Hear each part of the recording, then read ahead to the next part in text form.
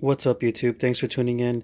Um, After putting on the short ram intake once again, and getting the feeling of it, driving and all that stuff with the exhaust on there, see how much of a difference it makes during top end runs. Um, it does make a nice little difference. You can definitely hear the suction on the intake when after the car is screaming past 7,000 RPM, 7,500, 8,000 RPM. But daily driving just doesn't compare to the stock setup.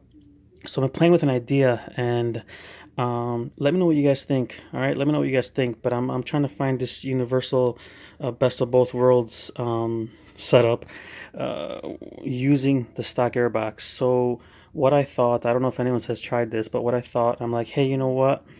This bottom portion is basically connected to a rubber hose, and that rubber hose is connected to an upper tube that's linked attached to the resonator. So I thought, why don't I just take that off, and why don't we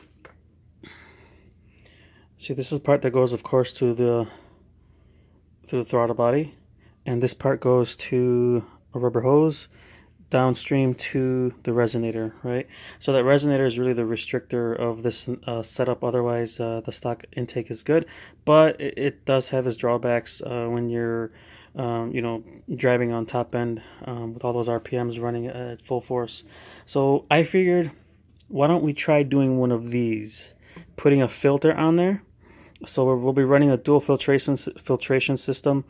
Um, Air filter here for that top end run, and during low to mid range daily driving, still utilizing the stock airbox, stock air system, where throttle response will be at best. Um, I had this extra filter. This is one of those different size filters. You can pop out these little adapters, and I started putting one on there, but I figured, why don't I just slap that on there, put that back on, load up a stock tune calibration, and see how it works.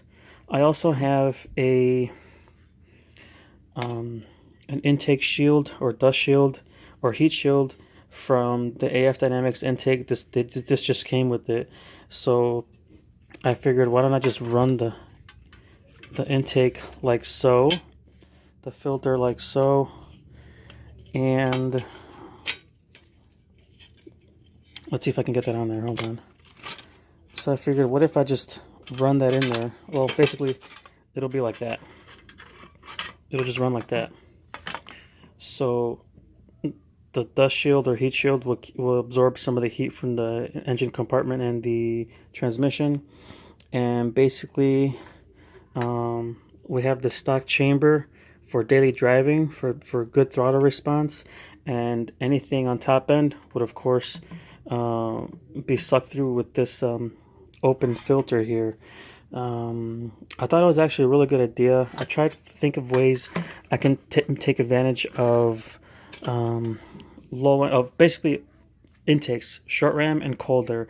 They both have their advantages and disadvantages, and I thought, well, what if I cut a tube, get a colder intake, cut a tube, and add a bypass valve to it, or a butterfly valve. So when you're at certain load or RPMs, you can connect an actuator to that, and it opens up to another passageway for another tube or whatever. But I'm like, you know what?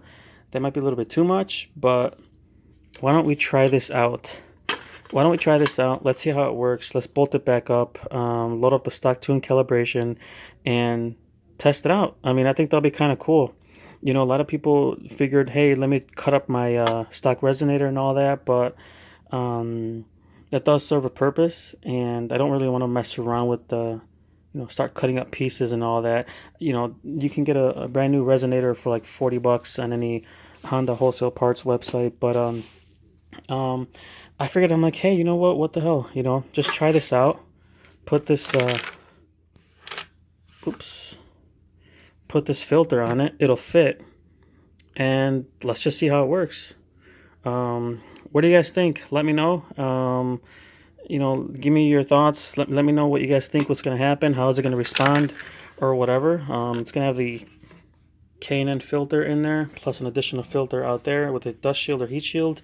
I mean, honestly, how much better can it get? So let's try it out. I'm kind of excited to try it out. So stay tuned for that one.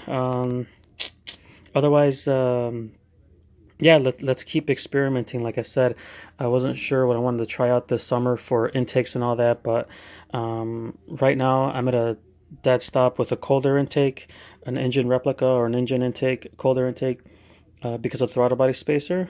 You can't secure those to the vibra mount where the stock resonator sits. So um, let's try this out. I'm kind of curious to see how it's going to respond, how VTEC's going to sound, and all that good stuff. So yeah, stay tuned for that, and let's see how it goes.